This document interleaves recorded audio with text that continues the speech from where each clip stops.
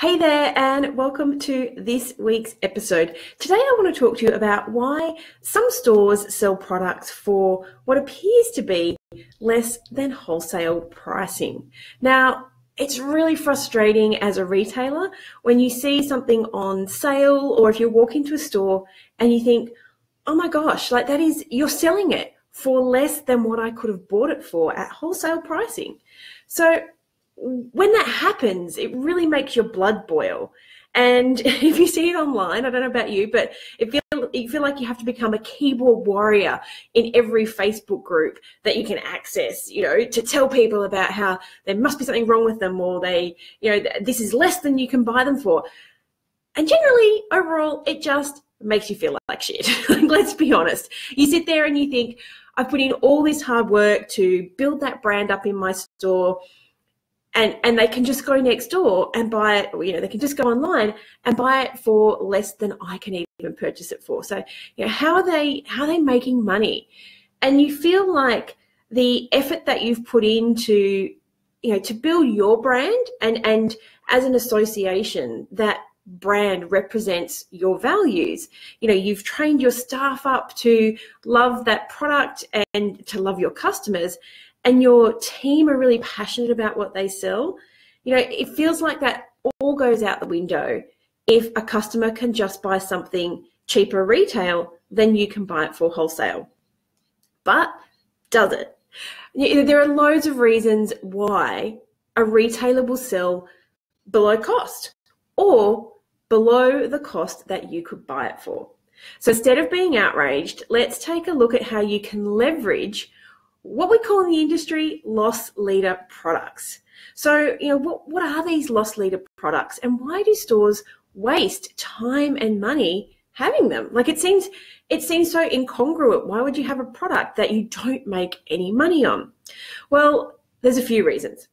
First of all, the biggest reason that people have loss leaders is they're designed to draw you in with the lure of a bargain, and the strategy is that you will buy more to go with it. So whether you do that, but whether stores do that by locating those products at the back of the store and requiring you to pass other products on the way, they'll probably have strategic point of sale displays, designed specifically, constructed specifically to appeal to the consumer on an emotional level when they purchase that loss leader product. These are complementary products, and it's the whole reason why they have loss leader products.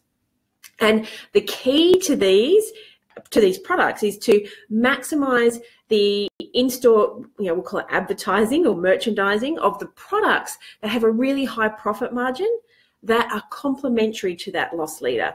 And that is the key to converting customers that have come to purchase the loss leader product. Now, let's be honest, if someone is coming in to buy that product, they're a bit of a bargain hunter.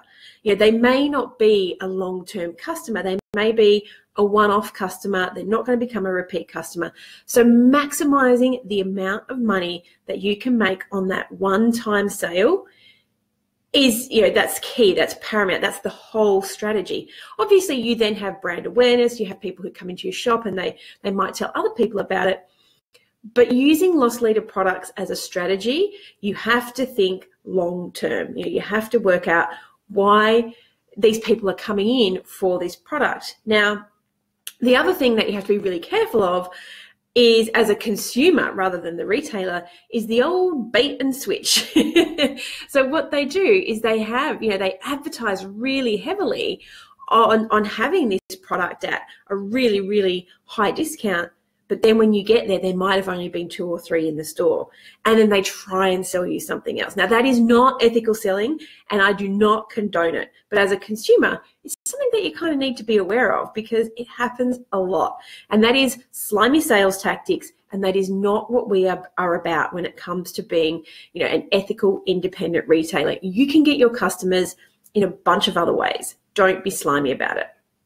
Okay, so next up, you need to be aware that selling at what you believe is below cost doesn't necessarily mean that the retailer isn't making money. How does that happen, you're saying? Well, you know what? In big box stores, the supplier or the manufacturer or the distributor is usually required to absorb that discount. And that means the store still makes money. So, why would a supplier do this? Why would they absorb a discount? Well, it could be to draw brand awareness, a new product. It could be to poach, customer loyalty from another brand by getting you in, by having a really deep discount and trying the product out. There is always a strategy behind this. The manufacturer in this case is bearing the risk, not the retailer. So you really need to be aware of how differently things work in big box stores as opposed to independent retail stores.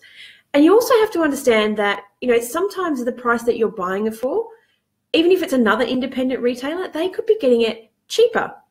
And they may be doing this because they're buying in volume.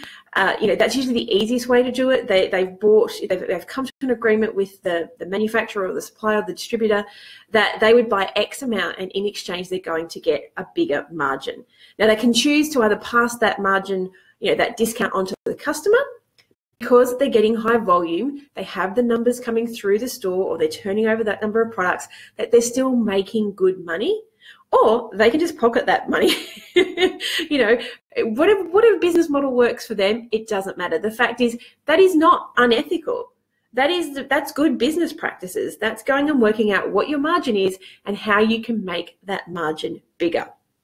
So really think next time you see a product on sale. It could just be someone needs to clear that stock out. If that stock has been sitting on your shelves for 90 days, it is costing you money. Like, seriously, costing you money.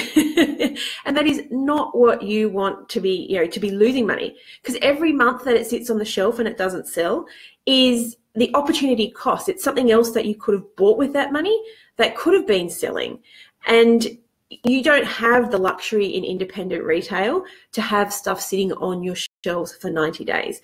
So if you've ever been sucked in by this loss leader, advertising, you've seen the ad in the paper or you've seen it online, you probably have experienced that annoyance that when you arrived in store, there's no product left. As a consumer, you've succumbed to that and you've been a target of the old bait and switch. Well, loss leader products and the limited stock quantities, that's just one of the ways that they're going to get you in, but it leaves that really sour taste in your mouth. It makes you feel icky, and it is not the way that you want your customers to feel.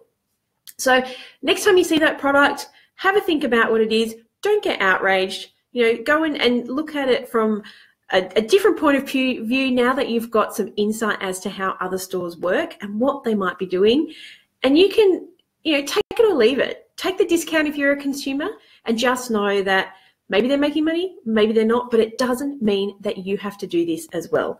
Now, if you want some more ideas on how to get rid of stock, I mentioned here that sometimes people will sell stuff at cost or below cost just to get it out so they can have the cash to buy something else.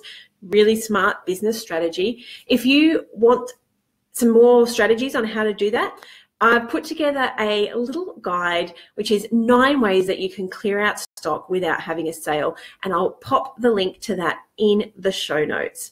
So that's all I've got for this week. I just don't want you to feel icky next time you see one of those loss leader discounts. Know that there's a strategy behind it. Every retailer has a strategy when they do this. So take it with a grain of salt. If you're a consumer, maybe you can take the discount and be really happy about it, but don't get sucked into that whole icky feeling and thinking that you have to do it too. Until next week, be profitable. Bye.